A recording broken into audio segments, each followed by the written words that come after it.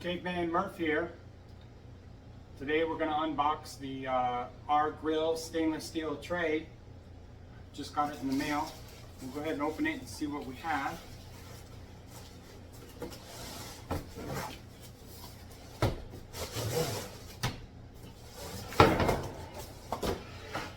So what we have here is a polished stainless steel, probably 304 again, tray. We can use this tray for two different things. This tray is manufactured so that you can stick it in front of your firebox and your meat is above it, and you can collect drippings and or contain your mess as the meat is cooking. But it also dubs as a serving tray. So I'm going to be cooking a pig tomorrow. So what we're going to do is I will use this as a drip tray, but when I'm done, as the meat is resting off the heat, I'll take this in, collect whatever's in it in case the wife wants to make gravy, and I'll wash this up. And then when the pig comes off the spit, I'm going to set the pig right in here and we'll set it on the table and it can be displayed for the guests.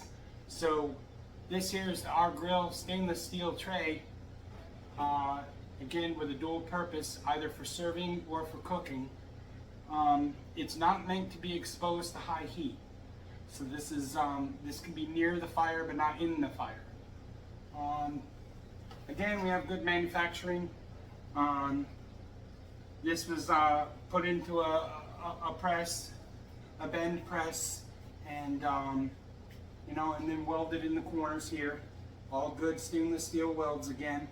All handcrafted. The handles are bent, welded, and then ground and polished so that it looks good. The only thing that I saw with this is, again, our grill does not do a lot of add a lot of packing to their packaging, and they ship it overseas. So when I did receive this, this edge was bent. So I'm gonna have to take a pair of pliers and just kind of very gently work it out. But other than that, this is a high quality device for your backyard cooking.